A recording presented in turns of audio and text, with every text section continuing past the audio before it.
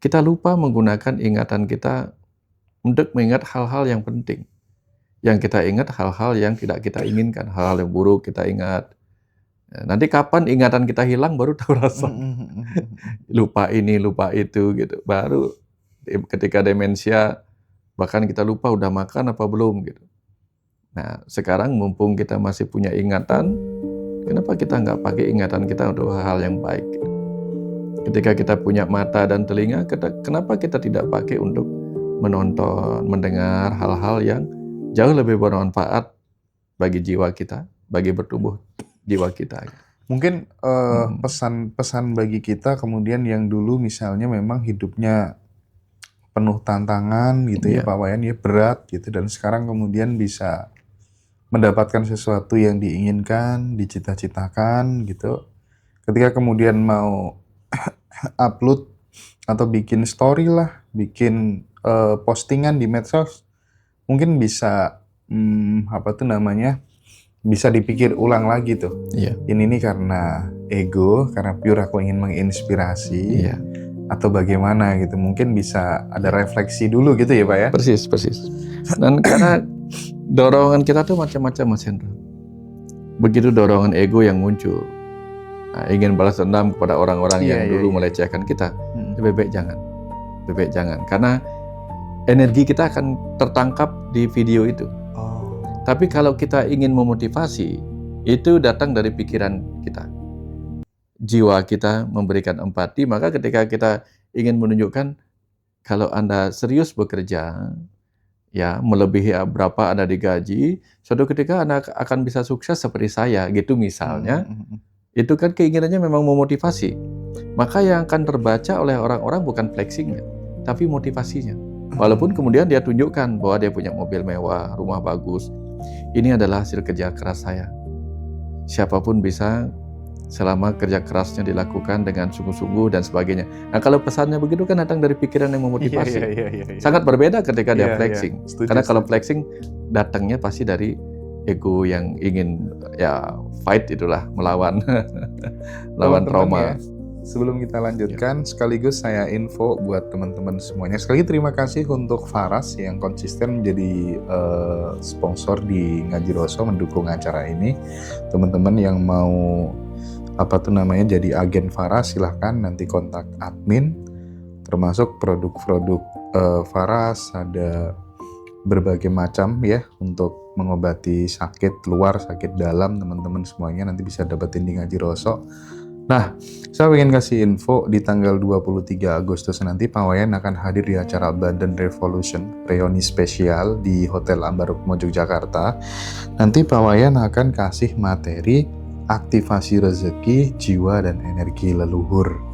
Jadi silahkan nanti teman-teman yang ada keluangan waktu untuk hadir di Yogyakarta tanggal 23 Agustus ya.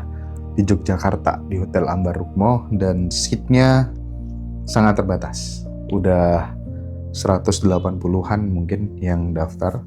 Itu online dan offline ya teman-teman. Baik, Pak Wayan kembali lagi soal tadi.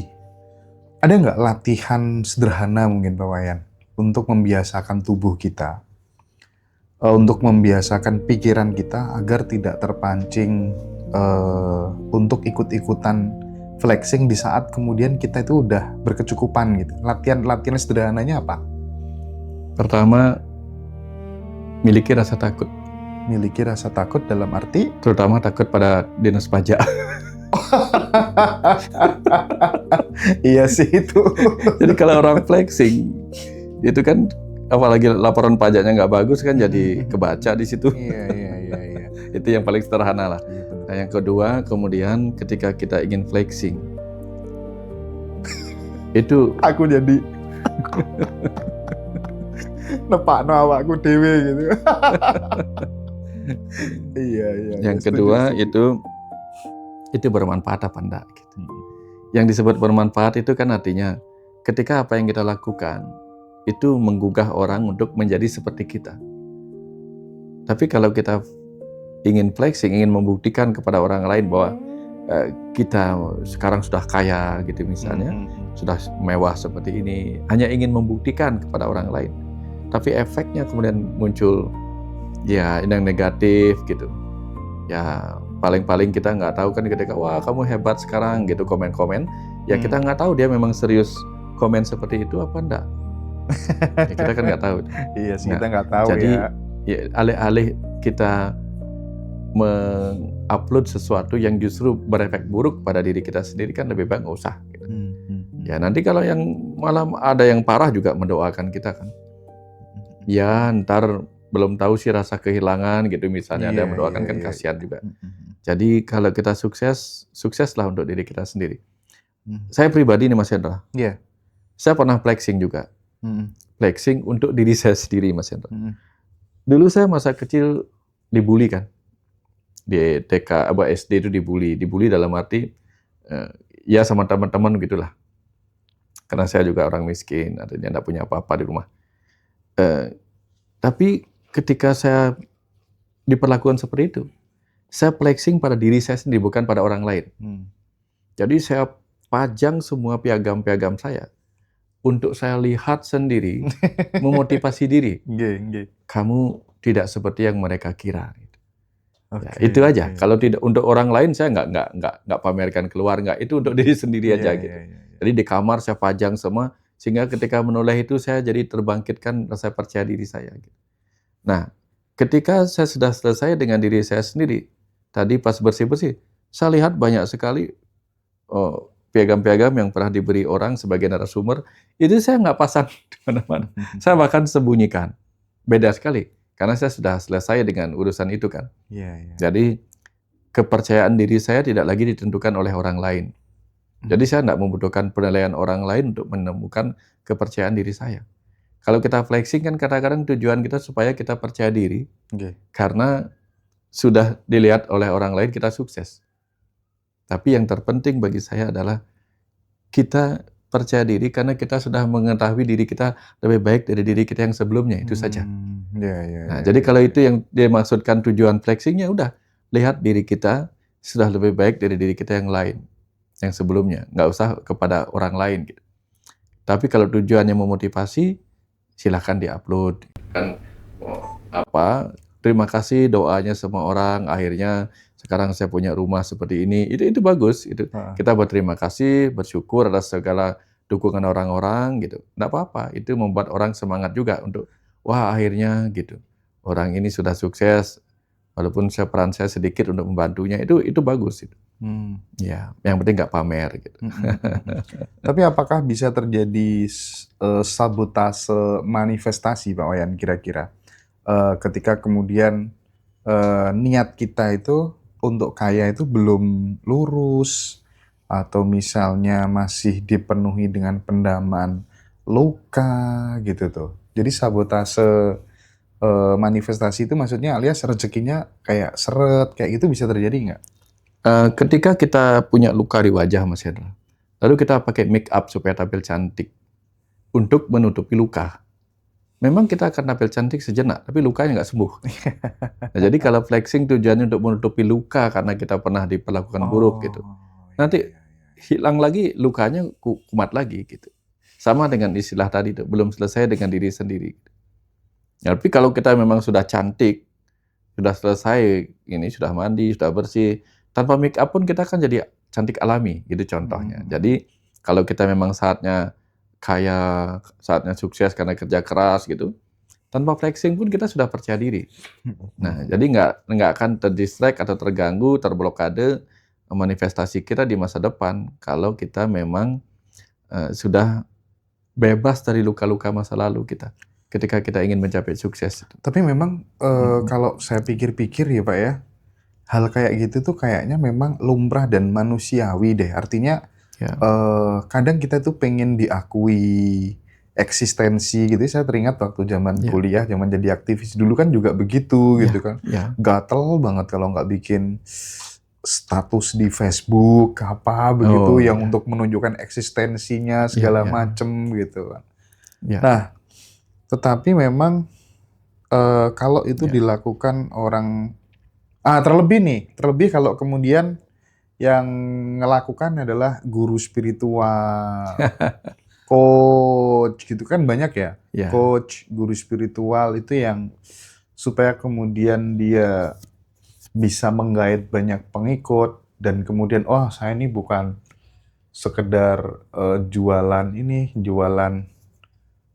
ludah aja gitu. Ini buktinya saya punya mobil ini buktinya saya bisa beli mobil nih harganya 3M, 6M segala macam gitu. Jadi tujuannya itu untuk oh kalau saya ikut dia mesti bisa kaya. Kan tidak sedikit tuh yang kayak gitu, Pak. ya. Ada yang model begitu, Mas. Heeh. Ada yang model begitu tujuannya supaya apa gitu. Bahwa saya kaya, saya punya mobil ini, punya rumah mewah ini karena banyak yang nanggap saya, karena banyak yang bayar saya mahal, sehingga saya begini. Kenapa saya dibayar mahal? Karena ucapan saya berkualitas, ucapan saya bisa bermutu gitu, sehingga orang berani bayar saya mahal dan banyak pula yang ngikutin saya. Nah, jadi itu yang tersembunyi seringkali, Mas Eda. Tersembunyi yang dia tidak ucapkan. Dalam ilmu marketing kan ada yang begitu. Iya, iya, iya. Ya, flexing di dunia usaha kan tujuannya begitu, bahwa saya sukses loh gitu. Sebagai pengusaha atau saya sukses loh sebagai pembicara, ini buktinya. Ya, atau saya sukses sebagai penyanyi, ini buktinya gitu.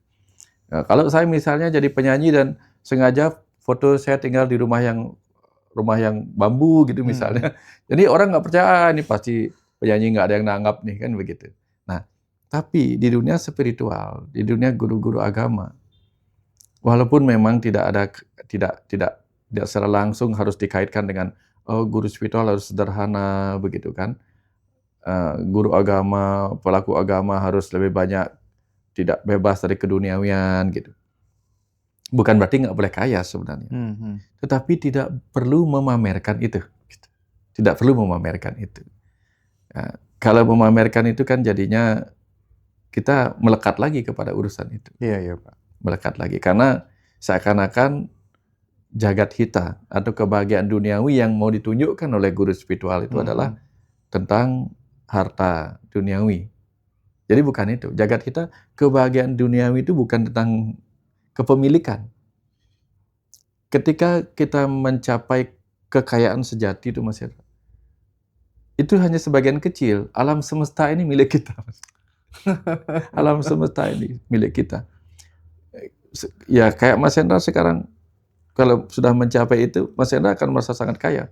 Punya pantai sendiri. Punya gunung. Punya gunung sendiri. Punya sawah banyak, Pak. Oh. Jadi kita mau tinggal, saya mau foto di sawah saya, akui aja sawah. Iya sih. Kan itu milik kita semua gitu. Karena ketika kita mau makan panennya kan tinggal beli aja nasi padinya gitu. Iya. Nah, jadi artinya orang spiritual itu saya selalu terinspirasi oleh guru spiritual seorang pendeta di Bali, Mas Hendra. Beliau yang usianya 126 tahun, meninggalnya di usia 126 tahun, karyanya banyak sekali. Beliau punya punyangga besar abad 20. Nama beliau Ida Pedanda Madesi Demen. Beliau pernah menulis cerita, tulisan sangat luar biasa kepada istri beliau, ditulis dalam Gaguritan istilahnya. Gaguritan Salampah Laku, itu bagus sekali. Kata-katanya saya selalu terngiang, dan itu menjadi inspirasi bagi saya. Beliau berkata dalam tulisannya begini, "Idap belini mangkin makingkin maya selacur. Keinginan kakanda sekarang adalah untuk hidup bersahaja, hidup sederhana. Tong ngelah karang sawah, walaupun tidak punya tanah sawah. Gitu. Karang awak tanurin. Gitu. Kita akan menanami tubuh, tanah tubuh kita, guna dusun aneka anggur yang desa-desa. Pengetahuan tentang diri yang berguna bagi banyak orang. Gitulah. Sesederhana itu, Mas Hendra. Gitu. Jadi dari situ kemudian saya sangat terinspirasi oleh beliau. Gitu. Ya, jadi kalau guru kencing berdiri, murid kencing berlari. Kalau gurunya seperti itu, ya saya tentu nggak boleh melebihi. Iya. Beliau aja yang luar biasa tingginya aja, walaupun saya nggak berguru secara langsung ketika beliau masih hidup. Saya masih sangat kecil ketika beliau sudah mungkin sudah tiada gitu. Luar biasa sih. Tapi mohon maaf, Pak. Apa sih indikatornya ketika kemudian kita itu sudah sembuh dari quote and quote butuh pengakuan atas pencapaian kita gitu. tanda bahwa kita itu bisa tahu bahwa aku udah sembuh, aku sudah nggak butuh pengakuan lagi atas apa yang saya capai, itu tandanya apa gitu? Ada 7 kegelapan, Mas Hendra. Salah satunya itu guna pengetahuan. Orang yang belajar untuk tahu berbeda dengan orang yang belajar untuk menjadi pintar. Kalau orang belajar untuk tahu, dia tidak akan memintari orang lain gitu. Nah, ini sudah selesai dengan dirinya sendiri. Karena dulu mungkin pernah disebut bodoh, maka dia belajar untuk disebut pintar. Maka dia ketika dia pintar, dia menunjukkan kepintarannya kepada orang lain. Ya. Kalau dia belajar untuk tahu, maka dia akan berbagi pengetahuan. Itu yang guna, ilmu itu tidak menggelapkan dia. Yang kedua, dana. Ketika orang pernah terluka karena disebut miskin, maka ketika dia kaya, dia menjadi berbeda. Dia gunakan kekayaannya untuk menyombongkan diri pada yang miskin. Tapi kalau dia mencari dana, harta itu untuk apa? Untuk kebutuhannya. Maka ketika dia punyanya itu untuk dirinya sendiri, bukan untuk menunjukkan pada orang lain bahwa dia punya. Gitu. Itu ciri-cirinya. Enggak, dia merasa, oh, sudah punya itu penting, tidak perlu menunjukkan kepunyaan. Nah, menunjukkan kepunyaan itu nggak penting. Begitu juga ketika dia menjadi lahir di kaum bangsawan. Nah, ketika dia lahir di kaum bangsawan atau terangkat derajatnya menjadi pejabat gitu misalnya, dia nggak merasa harus menunjukkan itu karena dia nggak pernah terluka di masa kecilnya ketika menjadi rakyat jelata. Tapi ketika dia pernah jadi rakyat jelata yang dilukai oleh orang yang harkat martabatnya lebih tinggi akibat jabatan, maka ketika dia menjabat, dia akan melakukan hal yang sama. Berarti dia belum selesai dengan dirinya. Dari situ kita paham. Nah, jadi siapapun ini yang punya harta, tahta, cinta, ketika sangat ingin memamerkan hal itu pada orang lain, segera renungkan diri bahwa ada luka yang belum beres di dalam. Berarti masih ada luka masa kecil kita yang pernah disebut miskin dan kita terluka, atau pernah dianggap rendahan, dilecehkan karena kita rakyat jelata, itu terluka. Maka ketika jadi pejabat, tiba-tiba menjadi yang super angkuh jadi pejabat, nah itu hati-hati. Berarti sebenarnya kita sedang membawa luka masa lalu. Oke. Jadi seperti yang disampaikan guru kita, Pak Wayan tadi ya, teman-teman, saat kemudian kita melihat ada teman-teman kita, sahabat kita yang suka flexing, supaya kemudian tidak menambah vibrasi yang negatif ke semesta, ya mending dihindari aja gitu ya, nyingkir aja gitu ibaratnya gitu ya. Tapi Pak Wayan, yang paling terakhir di segmen ini, indikator yang nyata apa bahwa kemudian kita itu sudah mengalami energi kekayaan yang sejati, bukan hanya sekedar materi tapi juga batin, itu kira-kira apa Pak Wayan? Empati, Mas Hendra. Empati. Karena kalau orang kaya harta, tahta, dan cinta, empatinya luar biasa. Ketika dia kaya dengan cinta, tentu dia akan mencintai semua orang dengan cara yang sama gitu. Ketika dia kaya dengan harta, empatinya luar biasa pada orang-orang. Karena dia mengerti, dulu aku pernah ada di posisi kamu. Dia banyak membantu, tetapi juga tidak menjadi sinterklas sindrom, semua orang dikasih-kasih, enggak juga. Kalau ngasih-ngasih orang-orang semuanya, supaya dikira aku baik, itu juga fleksi. Oh iya sih, benar. Kemudian ketika dia menjadi memegang tahta, empatinya juga tinggi. Yang bagus memang yang sedang-sedang aja sih, Ya, di titik tengah tadi ya Pak ya. Iya. Ya, terima kasih banyak Pak Wayan Mustika atas pencerahannya. Sekali lagi sahabat semuanya, nanti Pak Wayan akan banyak membagikan sesuatu yang penting di Yogyakarta di tanggal 23 Agustus di Hotel Ambarukmo bersama dengan Teh Feby, reuni spesial Badan Revolution ya. Silakan teman-teman yang mau join bisa hubungi admin di Ngaji Roso. Kita break sejenak Pak Wayan. Terima kasih.